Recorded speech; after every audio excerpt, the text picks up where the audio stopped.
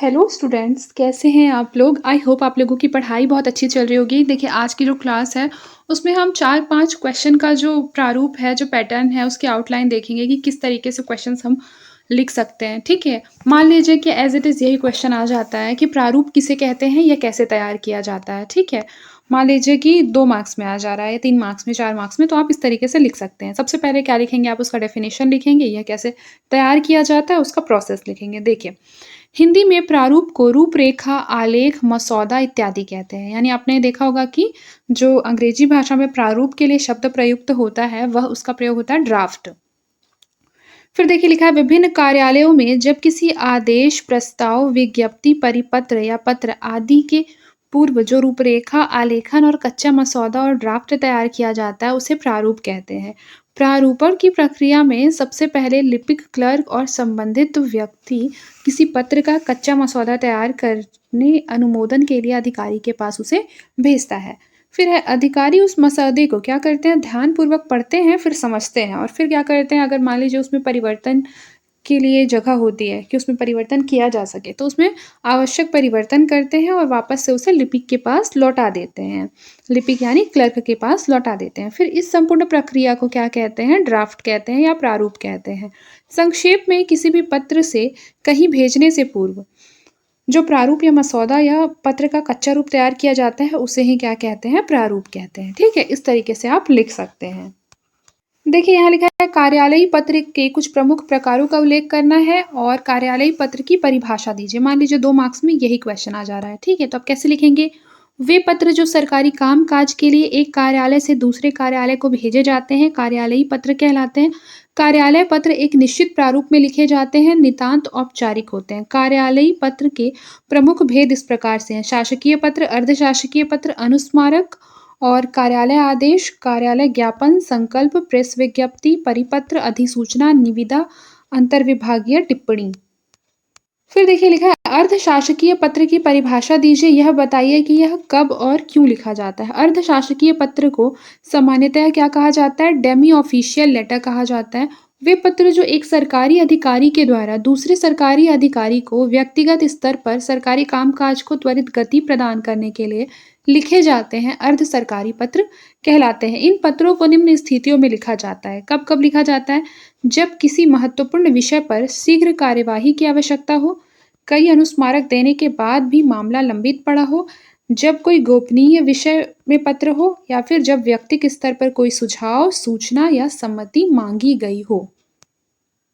फिर देखिए लिखा है संक्षेपण किसे कहते हैं। तो संक्षेपण का क्या अर्थ होता है, संक्षिप्त करना। किसी विस्तृत लेखा, भाषण, अवतरण, वक्तव्य आदि के आवश्यक तथ्यों को लेकर संक्षिप्त रूप में इस प्रकार से प्रस्तुत करना कि कोई मूल तथ्य छूटने ना पाए, क्या कहता है, संक्षेपीकरण कहलाता है। संक्षिप्त अवतरण का आकार प्रायः मूल अवतरण का 1/3 होता है और आपके एग्जाम में भी आपने देखा होगा कि एक पैसेज लिखा रहता है और उसमें पूछता है कि उसका जो संक्षिप्त रूप से इसको क्या करना है, संक्षेप में लिखना है, 1/3 समरी।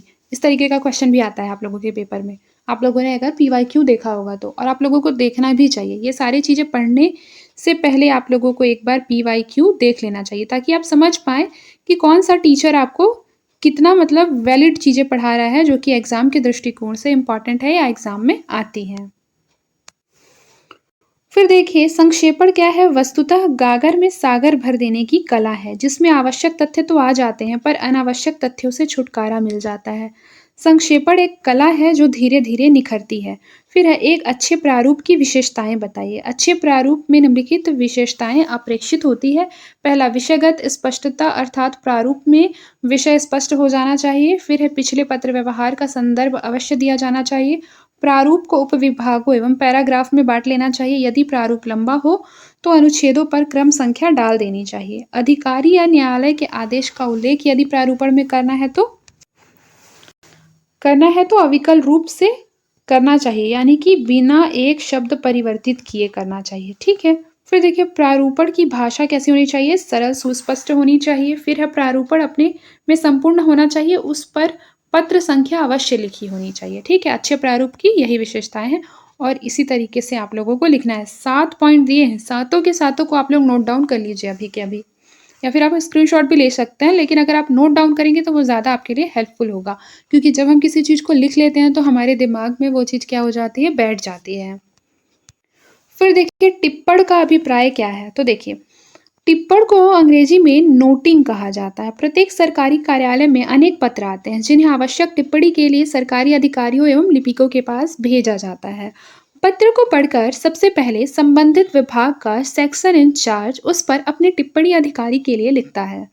तत्पश्चात अधिकारी उस टिप्पणी के आधार पर आदेश निर्गत करते हुए टिप्पणी देता है। इसके बाद ही पत्र पर अपेक्षित कार्यवाही की जाती है। एक अच्छा टिप्पण वही है जिसमें संबंधित नियमों, उपनियमों का हवाला देते हुए राय व्यक्त की गई हो।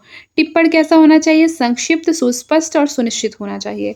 टिप्पण की जो भाषा होनी चाहिए वो सरल एवं स्पष्ट होनी चाहिए, यानी कि जो पाठक को पढ़ते ही क्या हो, आसानी से समझ में आ जाए। देखिए, टिप्पणी में ये निम्न बातों का ध्यान रखना चाहिए। अनुस्मारक का दिनांक, पूर्व निर्देशों का पूर्ण उल्लेख अनावश्यक है। फिर है पूर्व निर्देशों का पूर्ण उल्लेख करना अनावश्यक होता है, जब हम टिप्पणी लिखते हैं तब, ठीक है?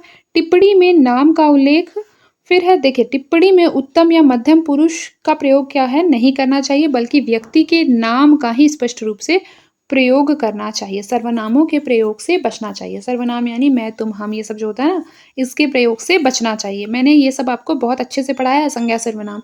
अगर आपने नहीं देखा होगा, आप शुरू के क्लासेस देख सकते हैं प्लेलिस्ट में जाकर, ठीक है? फिर देखिए टिप्पणी की भाषा कैसी होनी चाहिए? तो सरल, संयमित, विषयानुकूल, विषयपूर्ण इत्यादि होनी चाहिए। फिर देखिए व्याख्या अनावश्यक। टिप्पणी में किसी भी विषय की व्याख्या नहीं की जानी चाहिए। विषय की पुनरावृत्ति भी अनावश्यक होती है।